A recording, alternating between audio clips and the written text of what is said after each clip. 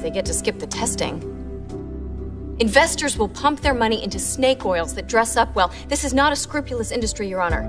They most certainly don't deserve a pass on clinical trials, and that is what will effectively happen if untested drugs are okayed by this court. That's good. Okay, before we even get started, let's be clear on a few things. This time, you will conduct yourself in a manner befitting this court.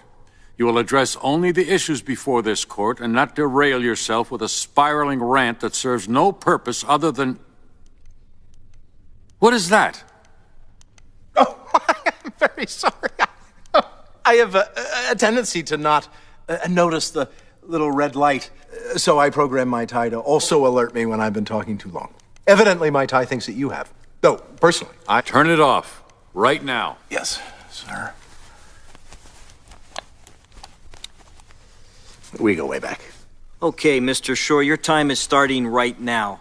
Use it wisely. Thank you, Mr. Chief Justice. Let me begin by extending a special greeting to Justice Thomas. Justice Thomas!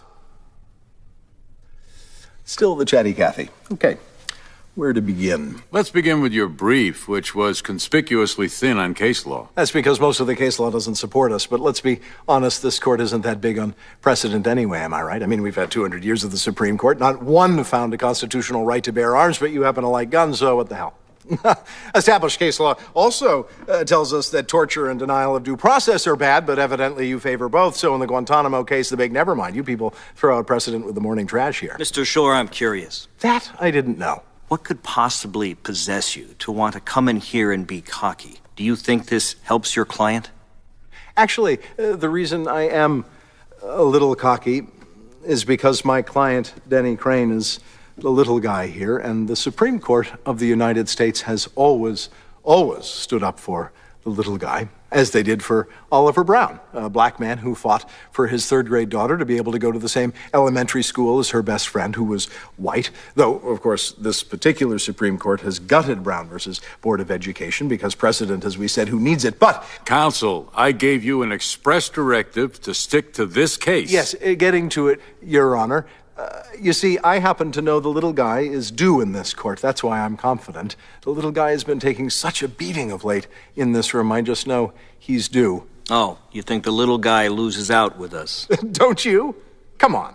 Enron, the makers of medical devices, the tobacco industry, has done very well here. This court heard 7 antitrust cases in its first 2 terms and decided all of them in favor of big corporate defendants. And of course, the biggest player on the block, the government, always seems to win. And then on the other end of that particular seesaw down there, stuck in the mud, we have the losers, the criminal defendants. Forget it, my God. Just last month, you turned down a stay of execution for a Georgia man, even though 7 of the 9 prosecution witnesses recanted. I guess you just couldn't be bothered with his innocence. Maybe it was a Friday and you had plans. Anytime you want to weigh in, Justice Thomas, just give me a little wave.